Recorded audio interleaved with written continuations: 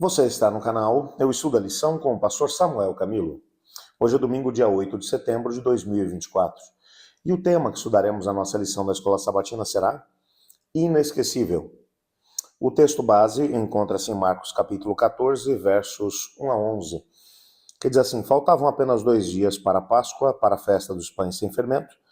Os chefes dos sacerdotes e os mestres da lei estavam procurando um meio de flagrar Jesus em algum erro, a fim de matá-lo.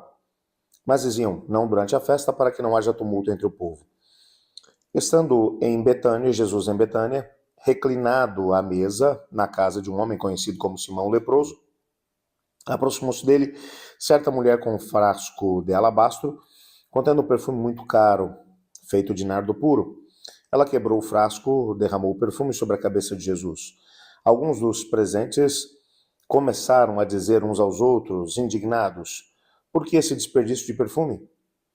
Ele poderia ser vendido por 300 denários e o dinheiro dado aos pobres. E a repreendiam severamente. Deixem-na em paz, disse Jesus. Por que a estão perturbando? Ela praticou uma boa ação comigo, pois os pobres vocês sempre terão consigo e poderão ajudá-los sempre que o desejarem. Mas a mim nem sempre terão. Ela fez o que pôde. Derramou um perfume em meu corpo antecipadamente, preparando-o para o sepultamento. Eu lhes asseguro que, onde quer que esse evangelho for anunciado, em todo o mundo, também o que ela fez será contado em sua memória. Então Judas Iscariotes, um dos 12, dirigiu-se aos chefes dos sacerdotes a fim de lhes entregar Jesus. A proposta muitos alegrou e lhe prometeram dinheiro. Assim, ele procurava uma oportunidade para entregá-lo.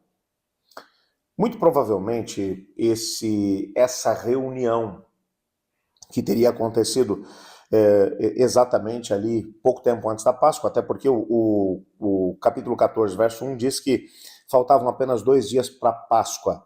Essa reunião provavelmente deve ter acontecido entre terça ou quarta-feira daquela mesma semana. Os líderes eles tinham um plano e tinham um cronograma. Eles só precisavam de um meio para poder atingir esse objetivo. E esse meio seria, no mínimo, surpreendente. Enquanto eles trabalhavam, por um lado, nos bastidores, Satanás com certeza estava trabalhando também para tentar encontrar meios para impedir Cristo Jesus de morrer a morte que serviria como um sacrifício para resgatar a humanidade. Nessa passagem, nós encontramos a quinta história em formato sanduíche.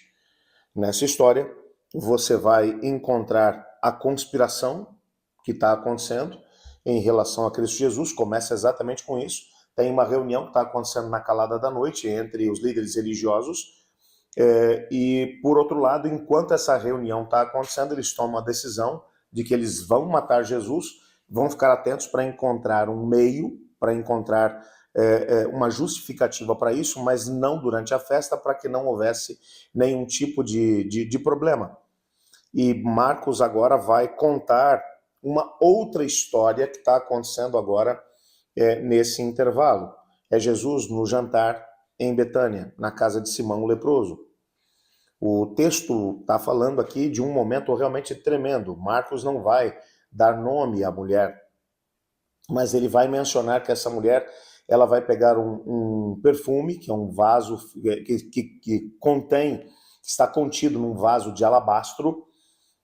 Esse vaso, ele contém nardo puro, avaliado num primeiro momento em algo em torno de 300 denários, que seria o equivalente ao salário de um ano de um trabalhador comum.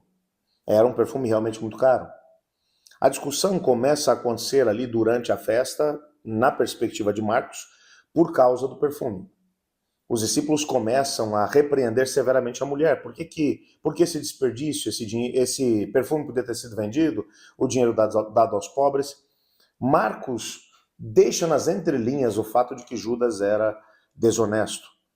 João vai ser explícito. João, no seu evangelho, especificamente no capítulo 12, versos 4 a 6, ele vai mencionar, ele na verdade não estava preocupado com os pobres, ele queria o dinheiro porque ele era desonesto, ele era ladrão. João dá nomes aos bois. Mas o que vai acontecer no meio dessa história toda é que Jesus vai se posicionar e vai dizer: deixem-na em paz. Porque vocês estão criticando-a porque ela fez uma boa ação para comigo?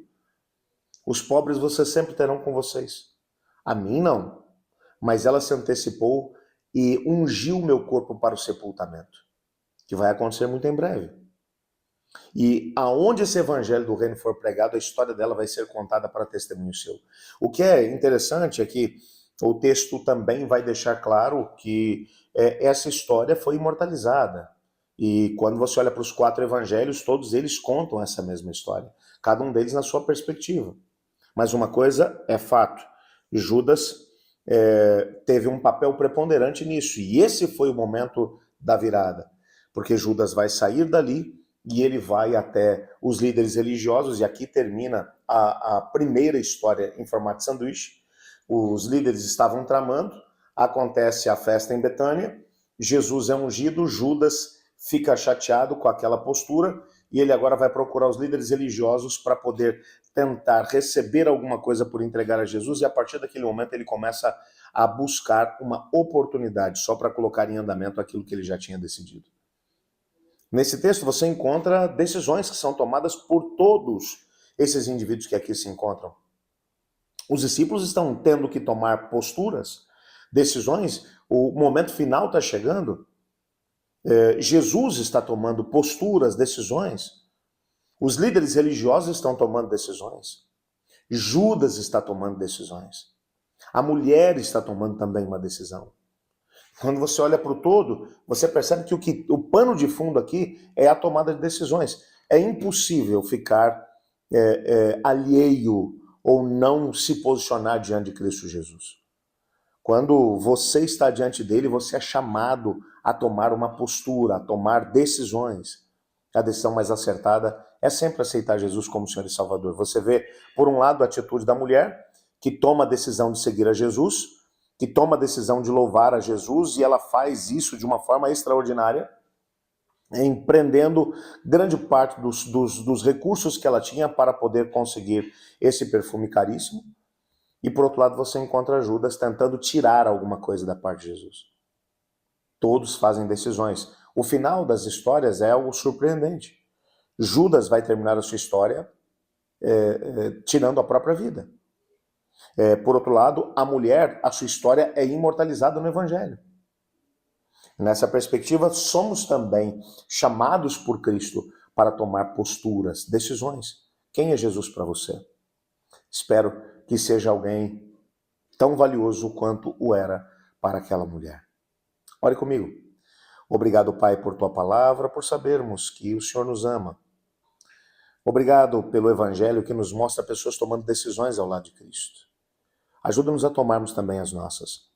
Colocamos diante do Senhor cada pedido que, nesse momento, se levanta no nosso coração, clamando para que o Senhor possa intervir de acordo com a tua vontade. Em nome de Jesus que oramos. Amém. Eu estudo a lição e você?